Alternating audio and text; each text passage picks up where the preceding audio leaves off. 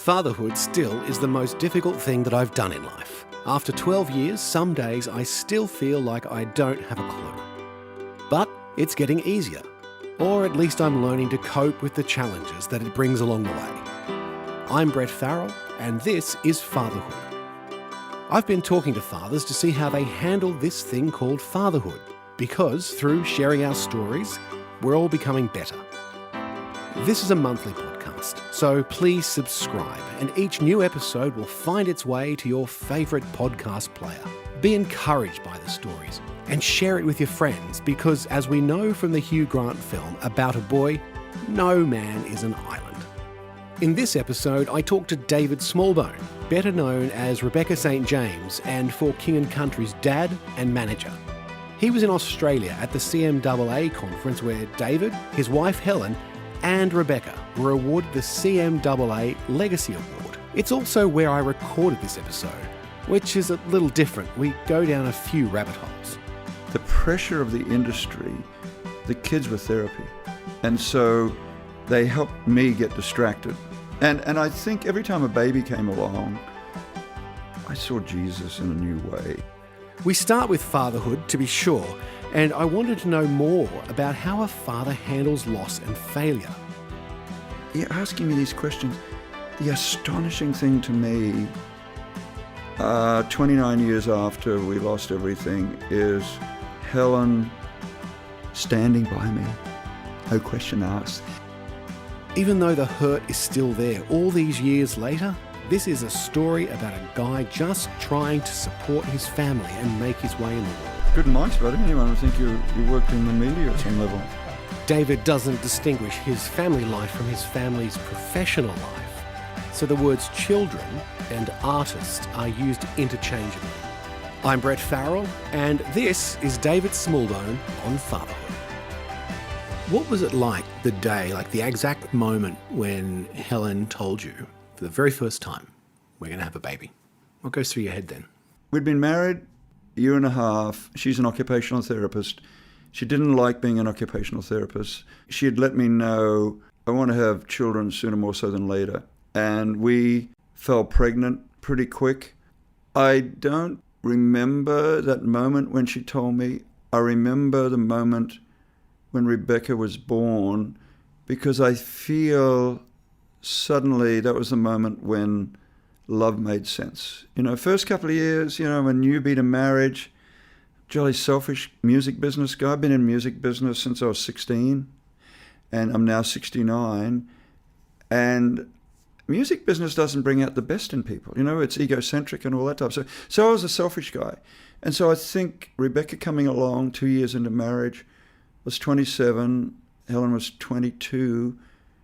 That was the moment when suddenly everything made sense. Everything just connected. Yeah. And I missed her birth in hospital because she came very quickly. I'd been there, and they said, oh, she's not coming for another 12 hours or so, and then she came 3 hours later. And so, oh, no. I don't think I missed any of the others, but I did miss that one. Oops. Well, that wasn't your fault, though. That was okay. Well, can't have your card marked for that one. I think Helen still remembers it. You know what us men, like I was focused on business to a fault. If she was to talk to you in a quiet moment, she would probably still say, oh, David is still, doing artist development, doing management, doing music ministry, whatever you want to call it. You got to use all your wits. There's a lot of variables. Yeah. Developing an artist, you got to have the right team. You got to have the artists have to be gifted. You have to have the right songs. You have to have the right temperament. You have to be good on partnerships. Yeah. And so there's always more to do. David's given himself to business, and if I'm going to give that amount of my time and devotion, then I'd want it to be for something that was worthwhile too. And that's how David squared that circle. His devotion to business was not only to support his family, but to promote them. They're his life's work. I'm different in Nashville because I want to go out and try things and fail. Yeah. Nashville doesn't want to fail. Wow. And how do you ever learn if you don't? But you can't. Someone said the other day, I've seen plenty of successes come out of trying and failing, but I've never seen success come out of doing nothing. Yeah. I thought, oh, and that just That's pretty my brilliant. I was like, okay, so I am going to fail. That's okay. I need to make peace with that Yeah. and then move on. Yeah. Failure was the greatest thing that ever happened to me. So I don't want to go back there, but it was really incredible. That's why I wanted to really talk to you, because if I just set the scene at the time, we're going to go back to the 90s, I think. 6 kids. I mean, you must love kids for a start. 6, then 7 came later. We were only going to have 4 because her parents had 4, my parents had 4. And then I think with the pressure of the industry, the kids were therapy. And so they helped me get distracted. And I think every time a baby came along, I saw Jesus in a new way. And I think every time a little baby came along, it took away a little bit more selfishness. You know what us men are like. We're very selfish. And so there's something in the gift of children. You're asking me these questions.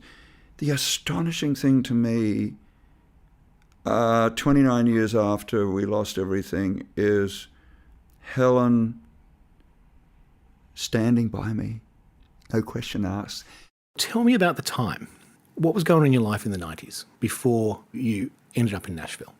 Turmoil. I remember going to Helen, and what had happened, I'd lost everything, and so we were selling the house in Glenorrhea, and we'd initially put on the market for $600, and then we overpriced because it was that extra $100 that was going to help us get ahead. But we ended up selling it for $500 a year later, and I was in my 3rd month of foreclosure. You understand all that. They were just about to come and take control.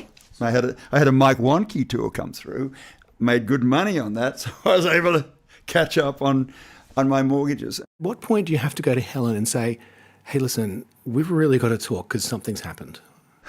Yeah, this thing, it's funny you ask me these questions because it's emotional for me to answer them, because I married a spiritual lady. I took till middle age to get really serious. I was a lukewarm Christian for half my life. Okay. And I had a triple whammy. I felt like a failure. I survived emotionally because she stood by me. For better or worse, David puts that wedding vow to the test. It's easy enough, I guess, to say on the day. And when he thought that he'd lost everything, he hadn't. He still had the love of his wife. Her support never wavered. I was going to go and work for Carmen. His manager called me up and said, because the word had got out that I was failing and hurting, and so he called me up, we don't want you to come anymore. But he'd bought the airfares. And so I went to Helen and I said, I still think we should go to America. What do you think? Thinking she would say no. And in the back of my mind, I knew it was definitive. And she said, we'll go for 2 years. At some point, the job you had lined up falls through? Yep. The job went away in November. Child number 7 came along in December. And that was a miracle because we're going to the hospital. And normally in America, you go to the hospital, you got to have it all worked out. You got to have the finances worked out. We turn up and they say, we haven't got you listed. But they still took us in. And our youngest daughter was born. Someone then came along and paid for her to be born in hospital. Someone from our church. Is there a time as like practical dad head? You're like, great, we've got a new baby, that's the joy. But then you think, they just give me a massive bill here for this hospital experience. Do you turn to prayer? Do you hope? Do you just think, well, I'll figure it out, I'll go earn some money? It was all so overwhelming. Like, I'm trying to put food on the table. I ended up, not because I wanted to, but living in the world of miraculous.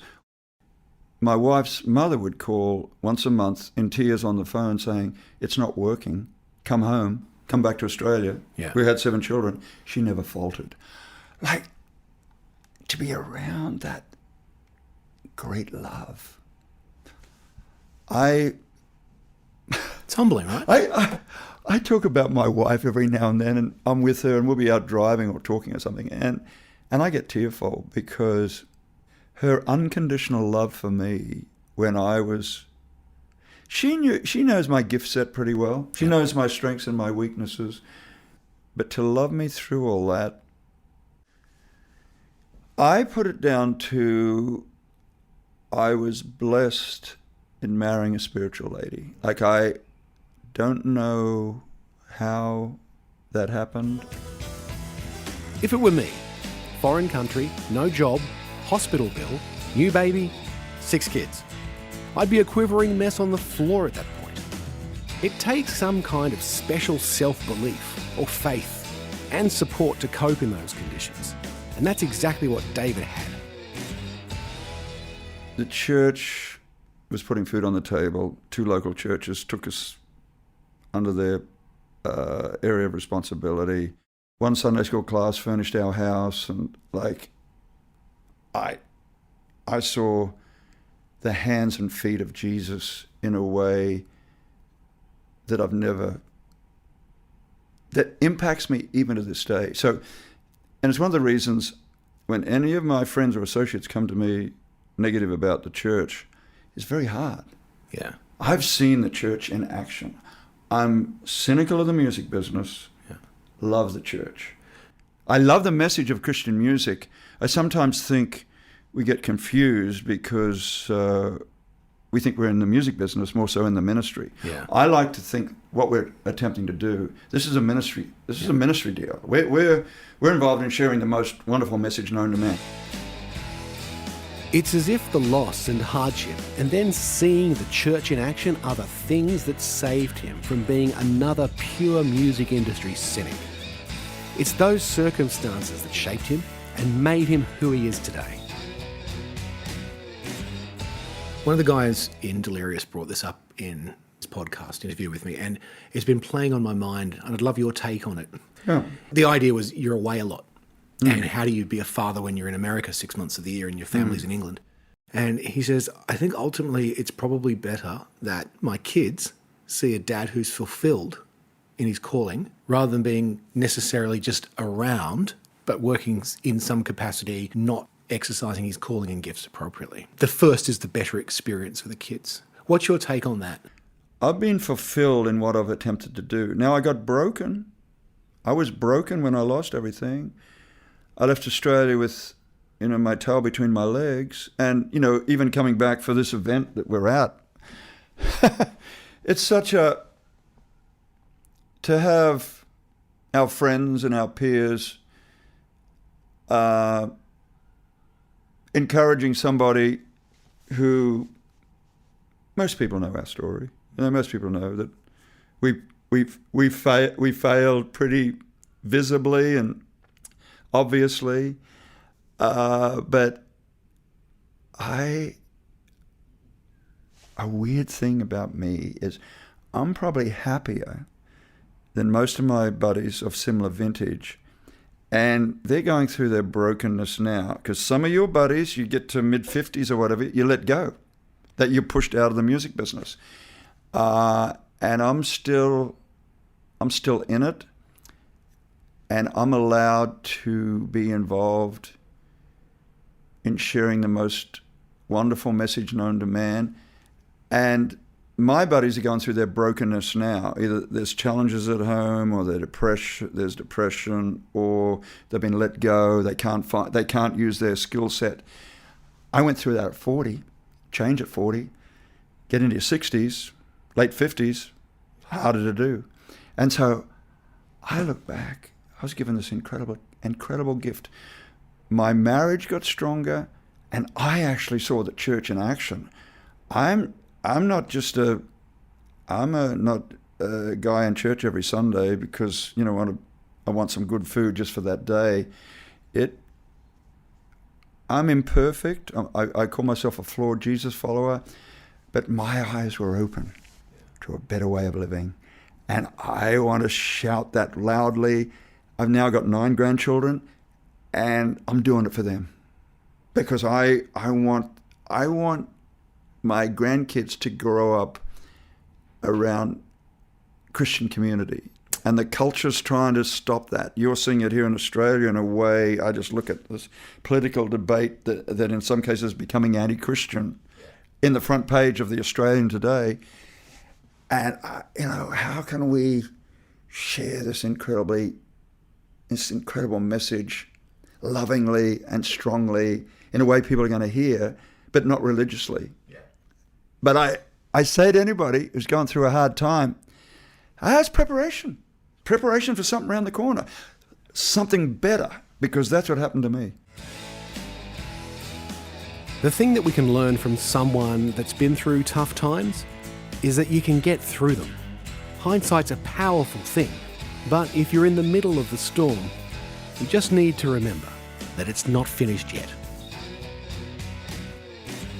I think as parents, we need to be looking at a way of doing life together, more so like farmers do with their children.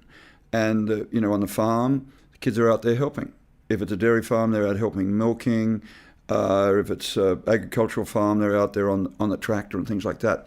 And I probably have a slightly different take. I agree the dad has to be fulfilled. And so I think we've got to be looking at a different model. I'm an apologist for homeschooling. Like our kids, none of our kids ever went to college. They're all doing pretty well in their different trades. And what they've ended up doing is an apprenticeship. Boys in for King Country did an apprenticeship under their sister. Joel was a stage manager, backup singer, so he learned all about that. Luke did the lighting, and we were able to do it together. I think there's something in that. One of my comments is that we are a farming community out doing concerts. And I think we've got to be looking at ways of spending as much time with our wives and children as possible. The culture is saying, okay, you send your kids off to a Christian school or you send them off to a college. My conclusion, after starting off doing that, and then suddenly having a business reversal and that idea all being, we stumbled over a different way of thinking. My challenge to anyone who's prepared to listen is it doesn't need to be the way that everybody else does it in the culture. Be prepared to experiment and fail. David wasn't prepared to accept society's version of normal. It just didn't work for his family. I love how he shapes the world around him and not the other way around. Leaving behind what they knew, the house, Christian schools and all that, for what was only meant to be a couple of years instead became their new way of life. So it's your hard attitude as a father. Yeah. How do you bring out their own gifts? What did you do there? Yeah. Well, with Rebecca, nothing was working for me in America. So, I was talking to different artists and attempting to manage them, but nothing really was hitting a home run. The only thing that seemed to get people's attention was Rebecca. And so what we would do, probably once a week, we would go down to the basement of the house and we would practice. She would sing with tracks and then talk in between the songs. Because as you know, that's when artists are uncomfortable. They can sing okay, but then when they talk, suddenly they lose connection. So I don't think we were over pushy.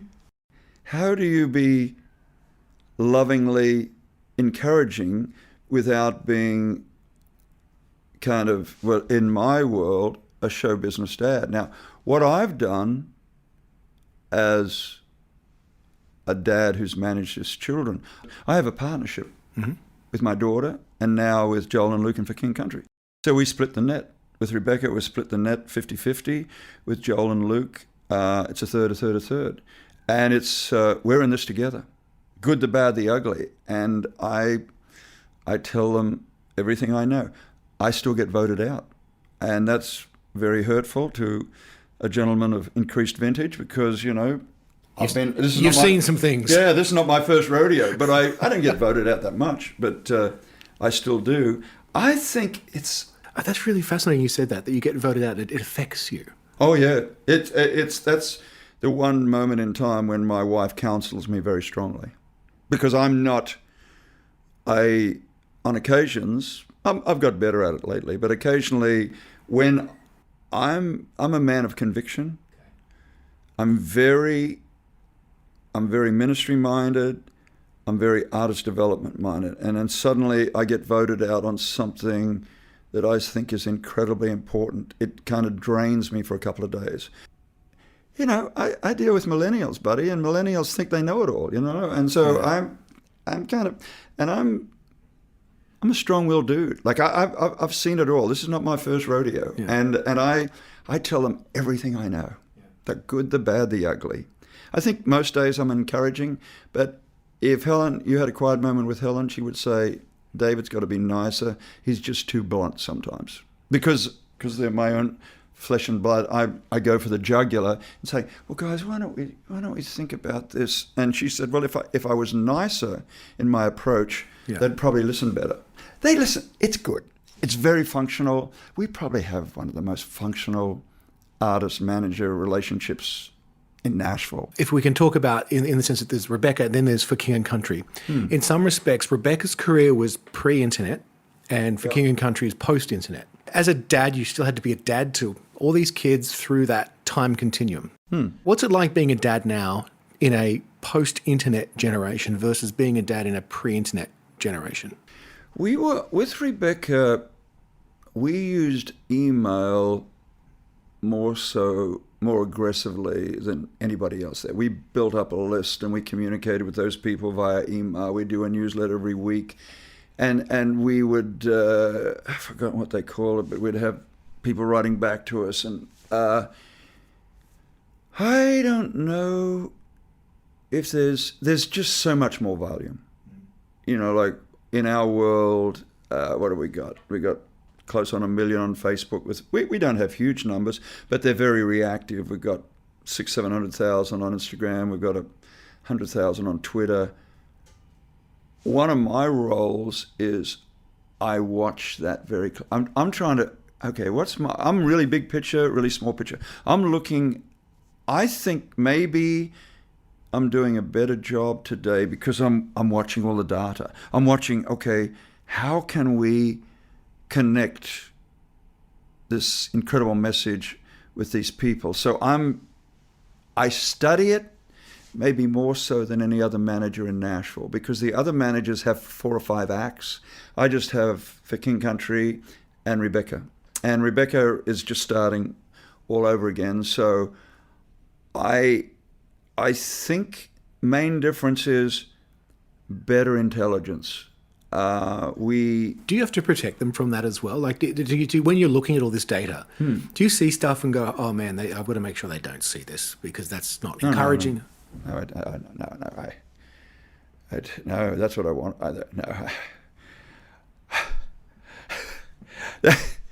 That's my strength and my weakness. There's no secrets in my management style. Some managers do protect their artists, and I would go as far as saying to you, poor management, because that the artist ends up thinking too highly of themselves.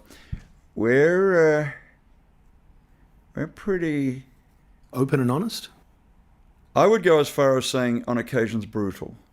How do you protect your kids from that craziness? How do you teach them, hey guys, here's what's real, here's what you need to know, here's how you need to be and act and guard your hearts? Because we are in the crazy business. I think it's got more simple for me as I got older. I think on all the important questions now is, what is the Jesus answer? The problem with the Jesus answer, a lot of times it's a long-term answer. It's not immediate gratification. So what happens in Nashville, people make the commercial answer, which will give them a lot of money next week. But that's not the best long-term answer. So, and that's why I think mentors and accountability is so important. I think wives are so important because they know you and I well. They know our strengths and weaknesses. I wanted to talk to David because I wanted to know how you recover if you lose everything. But what I found out is that he didn't lose everything.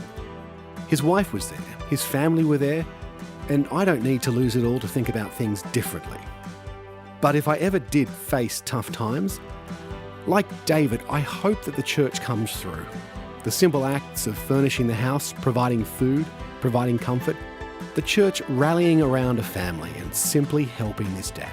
My encouragement to you, myself, anyone who's prepared to listen, look for the Jesus answer. And it's going to be negative to the culture, and we're going to find a lot of people who don't support us. But that's what we're called to do.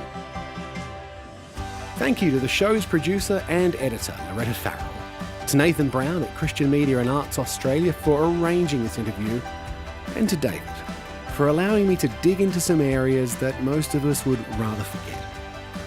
I'm Brett Farrell, and this is Fatherhood. You have a joy about you, and I don't come across too many joyful attorneys, so keep it up, buddy.